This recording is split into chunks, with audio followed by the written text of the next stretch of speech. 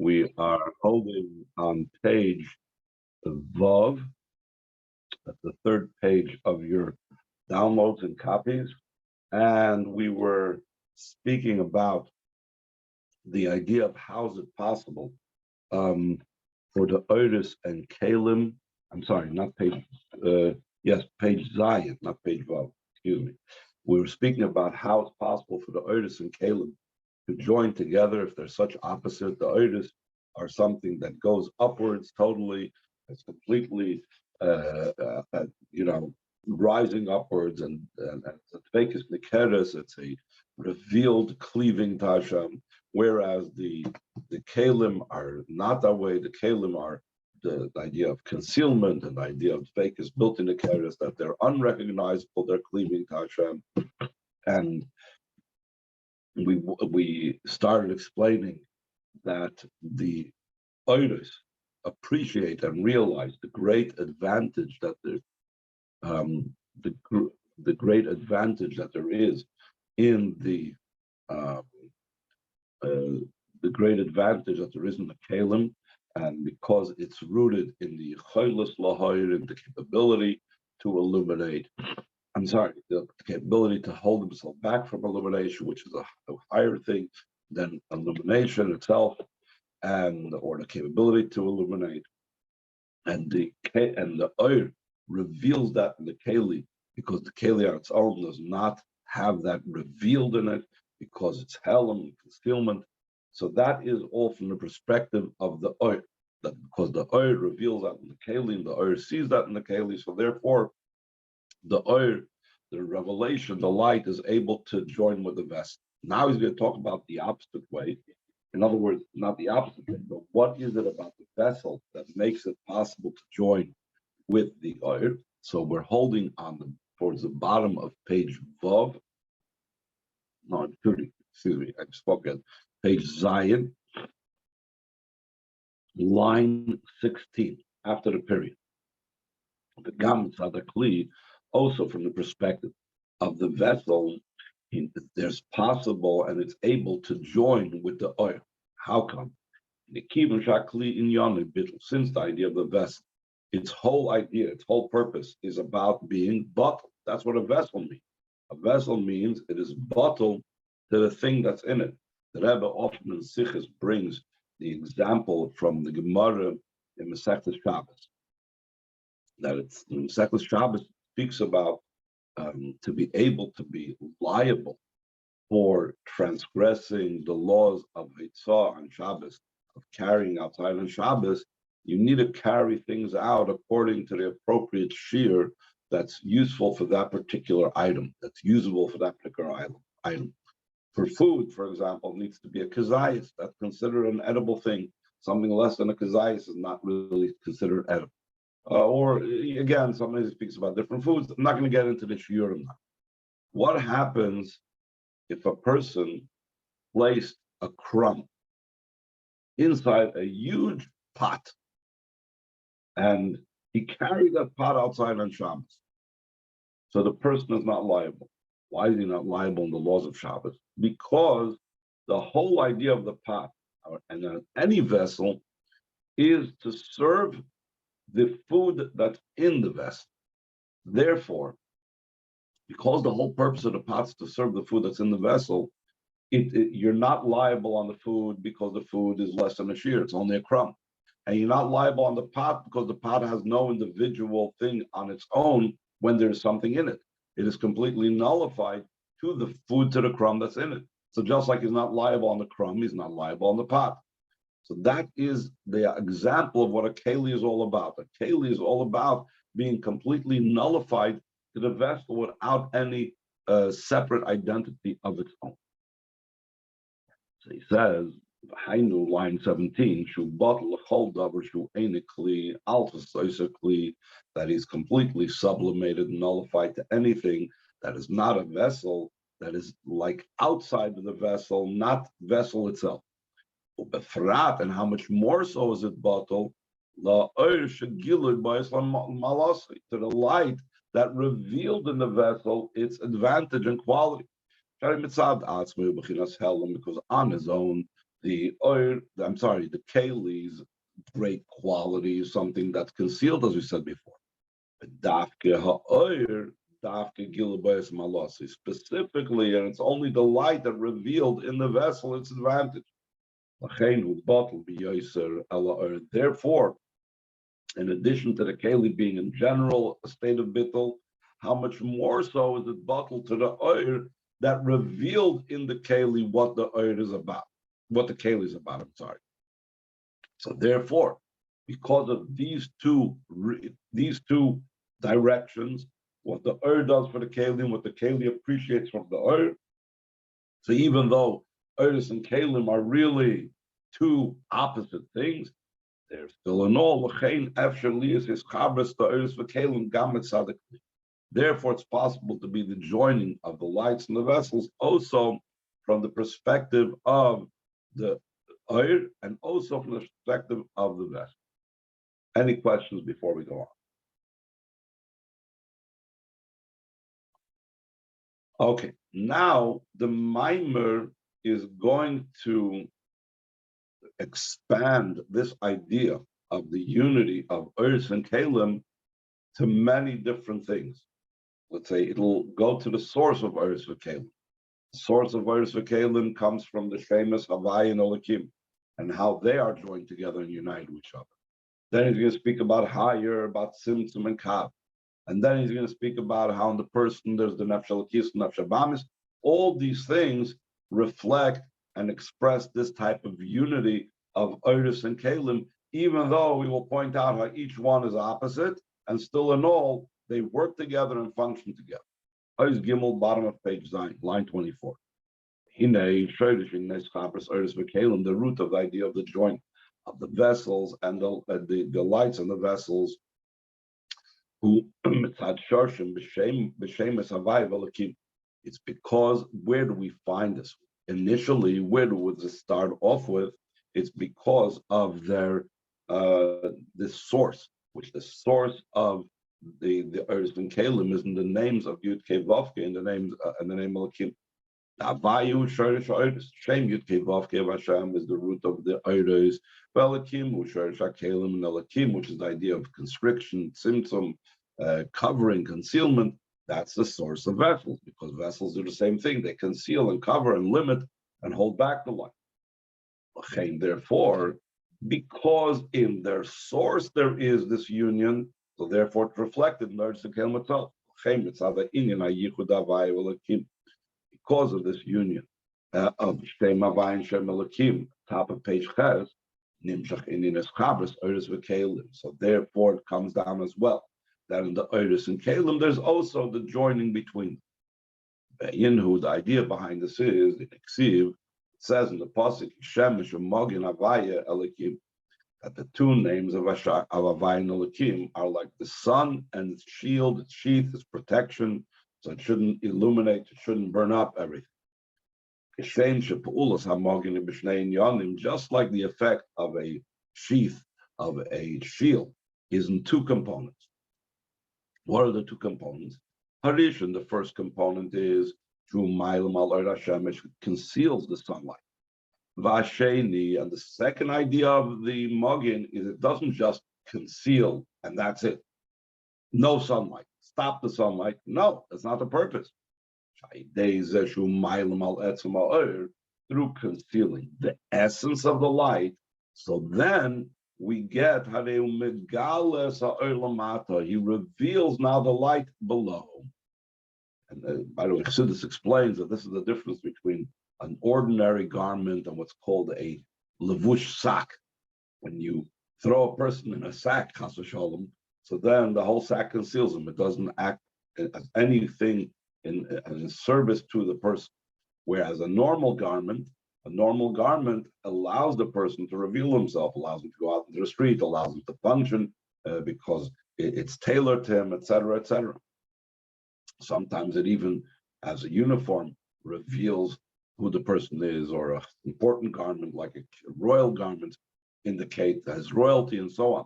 So the garment, at the very same time that it conceals, it also reveals. The same thing, this Shem Elokim, that's a Magin of Shem Havaya, doesn't just conceal, it reveals as well. Kenu gam b'shemes Havaya Elokim.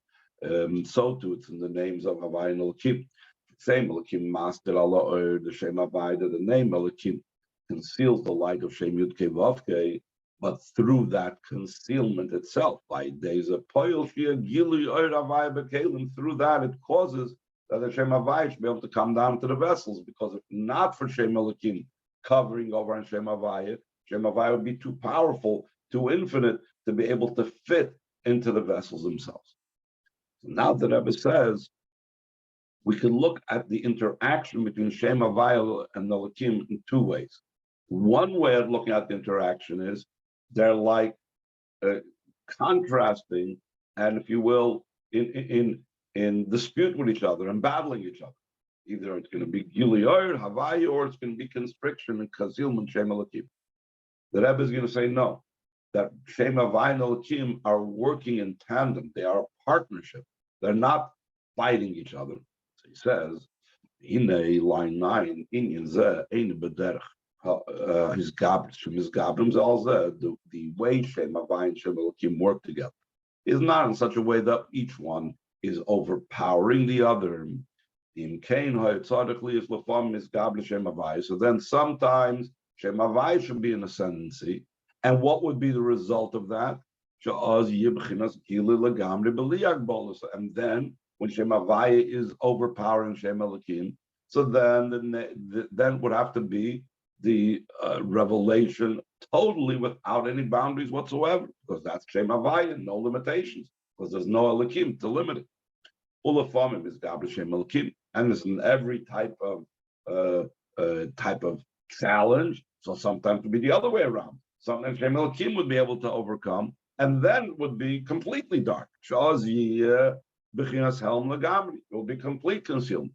But we know it's neither. It's neither complete revelation of Bligvul, nor is it completely concealed. Line 14, V'chiv Shem Elokim, Ma'ilem al Shem Havaya, Umikol Mokim Meir al Yodish Gilu Shem Havaya, since the name Elokim. Though on the one hand it conceals Shem Havaya, still in all, Shem Havaya shines through it. There's a revelation of Yud Kei Vav Kei through Shem Elokim. Al Karchach Tzarech Loimer, therefore we must say, it's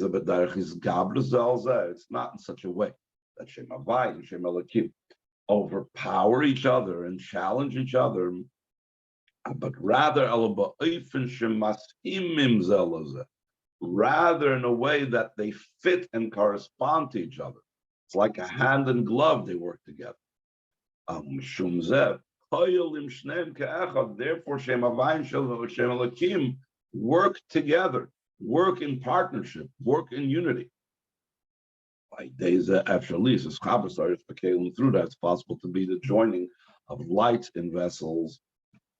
And the explanation of this is what's the idea of the joining together? And because of that, it causes also the Eretz and Kalim to join together. Shem Havaya's purpose, idea, what it stands for is the idea of revelation.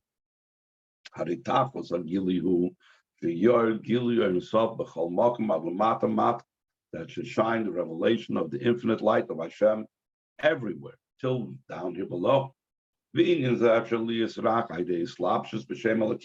And this is possible to happen only through becoming enclosed in the name Elokim. So therefore, the Nimtza comes out.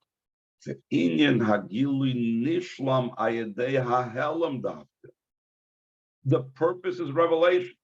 And the only way you can have revelation is when it comes enclosed in the name Elokim. So Elokim is in service of the revelation of Shem Havaya. It's a continuation of it. It's not, like we said before, it's not a contradiction. It's serving that revelation. By Cain, Shem Elokim, top of page 10. The name Elokim is not about concealing the name Yud Kei Vav Kei. Just the opposite. Through the concealment should come about the revelation of the name Yud Kei Vav Kei till very much down below. So therefore, both Shem Havaya doesn't feel like it's being eliminated and challenged by Shem Elokim, And both Shem Elokim doesn't see it as being a purpose to block and to disrupt Shem Yud Kei Vav Kei. Comes out that the idea behind the concealment is a means for revelation. The Nimtza comes out that in truth the names Havaya and Elokim are intermingled one with the other, because Havaya has in it a bit of Elokim, because what's Havaya's purpose? To come down into vessels. And and Elokim has in it a bit of Shem Havaya, because what is Elokim's purpose? To reveal Shem Yud Kei Vav Kei. Till the degree that we bring that the Zohar says, and the Alter Rebbe brings it down in Tanya and throughout Mamar Chassidus, this concept that Havaya and Elokim are really completely one thing. They are not anything separate from each other. They're definitely not challenging each other. They're two parts of one whole. They are complementing each other and fulfilling each other. Any questions before we go on to the next example of two things that are working together? Okay, second paragraph on page 10, line 7.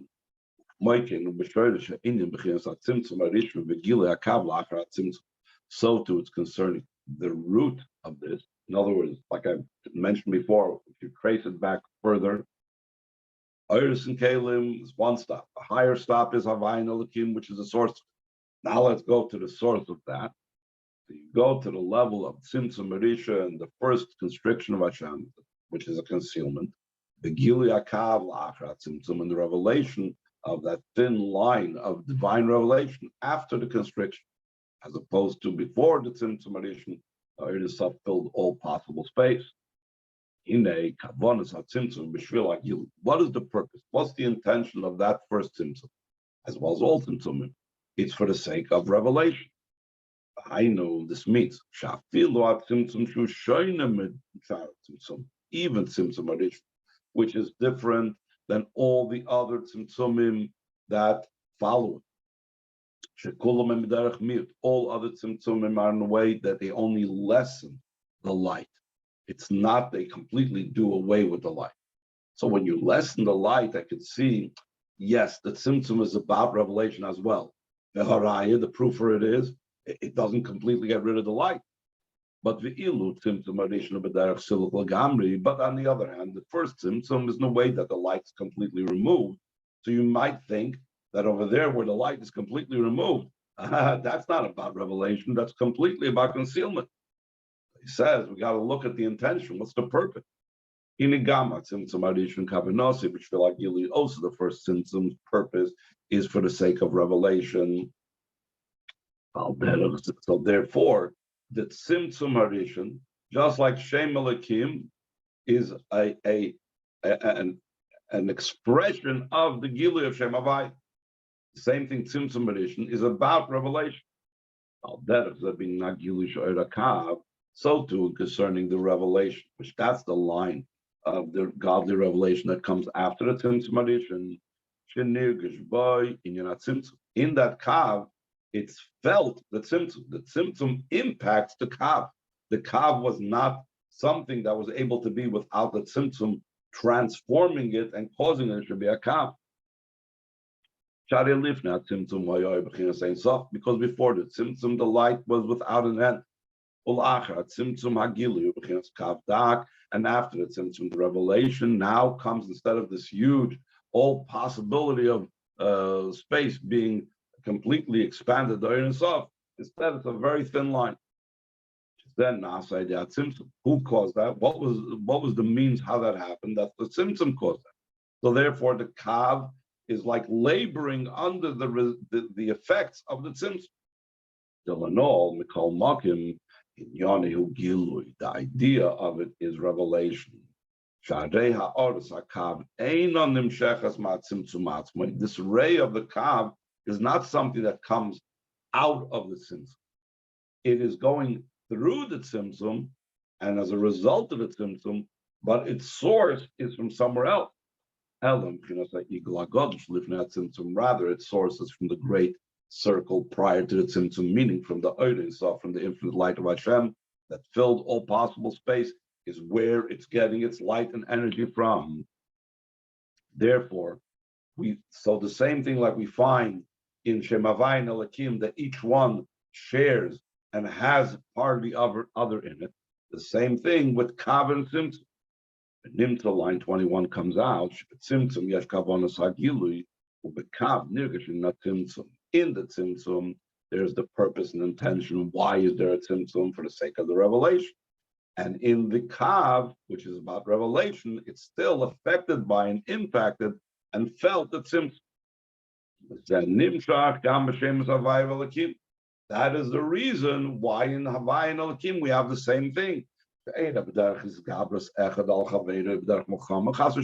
not in such a way. Havai and Elakim, each one overpowering the other, or in a way of a war, heaven forbid, between Havai and Elakim. He says at the top of the next page, rather it's in a way of joining. That Havai and Elakim is in a way of joining.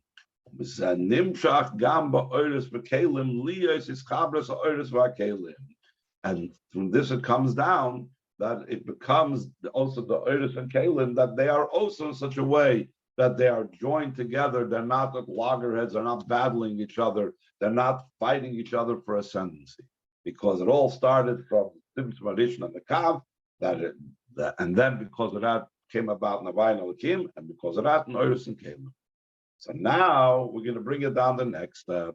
So this next step also applies now within the person himself. Line 3 on page Yud. Then Nimshach Gamba, from this comes down also in the service of a person. That there should be the joining of the Nefesh Elokis, the godly soul, and the animal soul. The Nefesh Elokis v'Nefesh Bahamis heim hofchim zem mizeh be'emes. The Nefesh Elokis and Nefesh Bahamis are truly opposite, much more so than, let's say, one would say about the Oiris and Kalim, which is where we introduced this idea of opposites. The Nefesh Elokis is in a way of ascent, just like fire that rises upwards. Like it says, like it says, Hashem, your God, is a consuming fire. And since the Nefesh Elokis is a chelik el kamimal, the godly soul is a part of Hashem above, so therefore it also has this nature of fire to rise upwards. The Nefesh Abamis and the animal soul, it's from the spirit of the animal that descends below. That very same pasuk, by the way, it says, Ruach HaBehema Yiredes Lamata, also says, Ruach HaAdam, which is referring to the Nefesh Elokis, is called the Adam of the person, is Oili Lamayla. So again, they're completely opposites. They are drawn and are attracted and are going in two opposite directions. Kol Makom still in all. The ultimate purpose is Lafich, and Nefesh Abamis Kufal Elokus, to transform the Nefesh Abamis itself to godliness. By Nefesh Elokis Tifal Avedosai, the Nefesh Abamis Gufam, and the godly soul itself should function and accomplish what it needs to accomplish through the Nefesh Bahamis, just like the Oiris are supposed to accomplish what they need to accomplish through the Kalim. And how does that take place?